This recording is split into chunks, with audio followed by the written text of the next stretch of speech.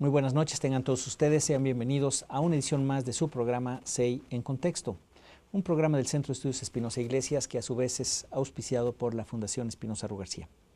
En esta ocasión, como la semana pasada, estaremos hablando sobre los retos éticos en la ingeniería, que como vemos no son únicos de la ingeniería, pero porque también existen otras profesiones, pero específicamente la ingeniería puede tener repercusiones enormes para mucha gente. Digamos, un problema ético en un médico a lo mejor es fatal y para una paciente, pero aquí estamos hablando a lo mejor de cientos, de miles, quizás incluso millones de personas que son afectadas por estas decisiones que no siempre son tomadas de la mejor manera posible. Para esto tenemos a dos personas, dos ingenieros que han estado trabajando con estos temas, no desde la parte, digamos, teórica, sino la parte más empírica. Son personas que han trabajado o trabajan en proyectos y también en la academia, y tenemos al ingeniero Juan Montes de Oca. Muchas gracias, Juan, por acompañarnos nuevamente. Gracias por invitarnos. Muchas gracias. Y al ingeniero Alfonso García de Quevedo, también, muchas gracias. Él es ahora, bueno, ha sido profesor, investigador, profesor de la Iberoamericana de México. Juan, pues, expresidente de la American Society of Civil Engineers en el capítulo de México. Y también has dado clases, aunque no de una empresa tiempo completo, tienes una empresa también. Entonces, bueno, este tema, la semana pasada abordamos este tema, llegábamos a situaciones complicadas donde veíamos que la ética o los principios a veces se iban para otro lado, que muchas veces la parte política es la que determina pues muchas de las decisiones, y que muchas veces estas decisiones pues desde el punto de vista técnico, económico y hasta ético no son necesariamente las mejores en la parte de construcción, de ingeniería, ¿no? De proyectos. ¿Cómo podríamos, Juan, yo sé que tú has estado queriendo meter el tema de arbitraje, ¿no? en México? ¿A qué se refiere eso, primero que nada? Y quizás de ahí podemos brincar a casos concretos donde un arbitraje hubiera sido muy útil para salvar cosas. Cuéntanos. Bueno, el arbitraje no es algo nuevo, es algo que desde hace muchos años se utiliza, sobre todo en Europa, después en Estados Unidos. Aquí, hace ya algunos años, empezamos a difundirlo para que se implementara. Se ha empezado a implementar, no es muy generalizado, pero esencialmente es que cuando hay, discrepancias, hay controversias entre dos partes, por ejemplo en un proyecto de construcción, hay controversias entre una constructora y el propietario. Para resolver la controversia, en lugar de ir a un juicio que puede tomar años, se opta por una persona independiente, que es un árbitro, que existe una formalidad, todo un proceso que permite que esto se lleve a cabo de manera correcta, profesional y ordenada. Y es algo que en Europa funciona muy bien. Quiero decirte que un alto porcentaje de los árbitros en Europa son ingenieros. ¿Por qué? Pues porque los ingenieros tenemos la visión más práctica de las cosas, podemos captar con mayor facilidad la problemática, sobre todo en casos de asuntos especializados como es la construcción, proyectos de ingeniería. Y se trata de llevar a una solución lo más posible amigable, ¿no?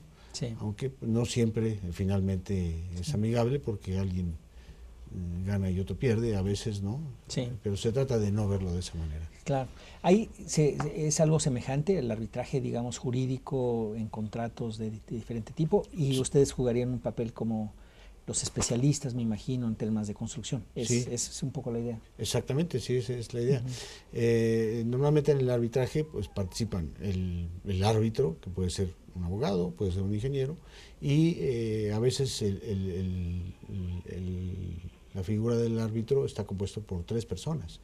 Son 3 árbitros y depende de la complejidad del asunto, claro, ¿no? Sí. Yo estuve cerca de uno recientemente de Pemex, ¿no? Con una compañía coreana, que fue bastante largo ese arbitraje, Pero bueno, yo pensé que era algo más, un poco diferente, pero por lo visto no. No, es eso. Es exactamente, digamos, como podría ser en un juicio mercantil o un juicio del que sea, ¿no? Sí. Ahora, antes de entrar al proceso formal del arbitraje, puede haber una, como le llaman, una amigable composición con la participación de personas con calidad de árbitros para tratar de entrar en razón, hacer entrar en razón a las partes. Sí, resolver la controversia, sí. Sí. Bueno, y ahí en la ingeniería, Alfonso, tú en esta parte de arbitraje que menciona Juan, ¿cómo lo verías? ¿Qué tipo de... en los casos que te ha tocado a ti estar, ¿cómo se podrían haber resuelto? Por ejemplo, veamos un caso concreto, el del metro, de la línea 12 del metro que ha sido tan complicado, ¿no? Y tan costoso para el país y tan costoso para la gente que pues ya contaba con un medio de transporte que ahora en lugar de tomarle 40 minutos en transportarse, igual le toma 2 horas, ¿no? ¿Qué tipo de situación tenemos en el metro, por ejemplo? Déjame antes permitirme, no una broma, sino un dato curioso. Yo creo que nunca habías estado en un programa en el cual tuvieras enfrente a 2 ingenieros que además resulta que nacieron el mismo día.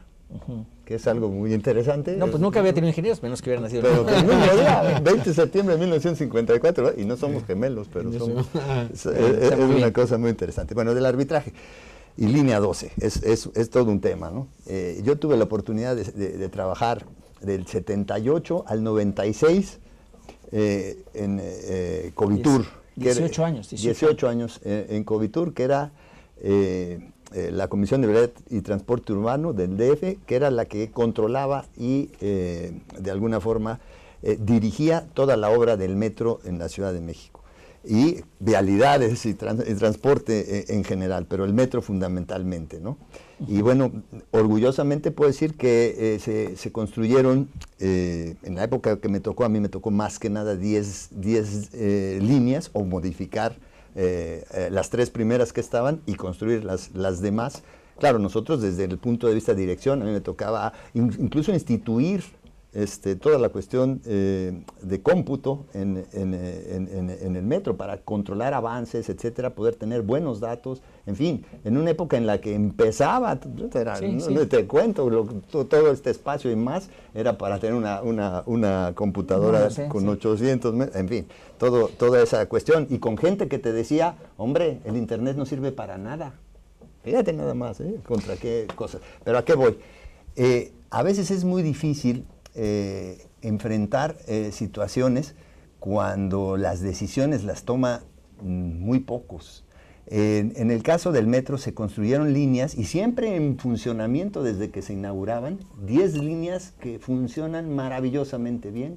Claro, no se les ha dado el mantenimiento quizá adecuado. ¿Por qué? Por la cuestión política de que no cobren más que un peso. Pero funcionaban bien, digamos. Funcionaban bien y siguen funcionando, sin ruido, etcétera. El problema de las llantas tiene sus cosas, pero es un metro que no es ruidoso, que es a veces hasta más eficiente, que déjame decirte cuáles, a veces más eficiente que el de París, ¿sí?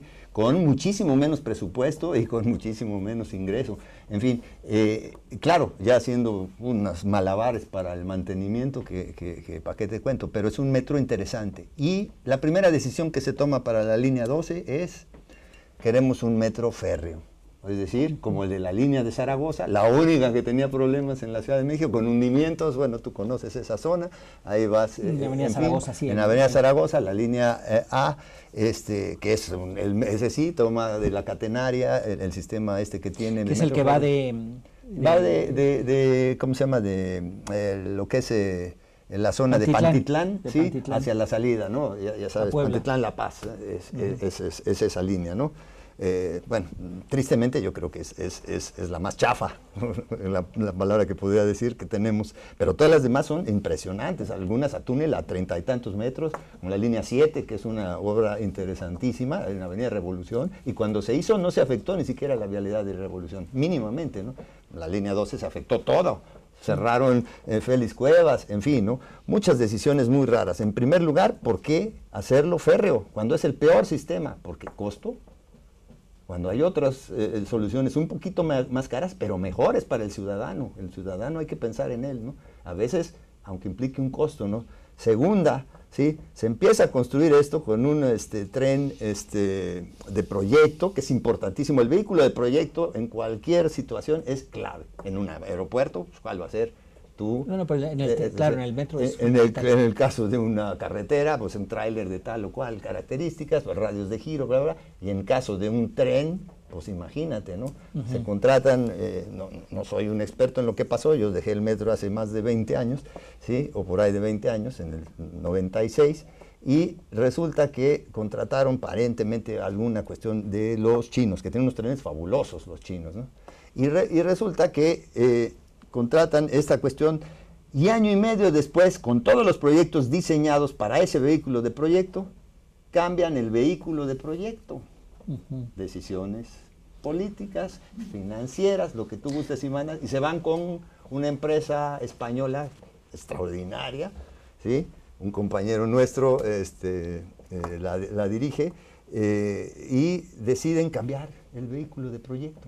Y a ver, déjame más regresar, el tren mismo. El tren, deciden cambiar el tipo de tren. Claro, muy parecido, lo más parecido al otro.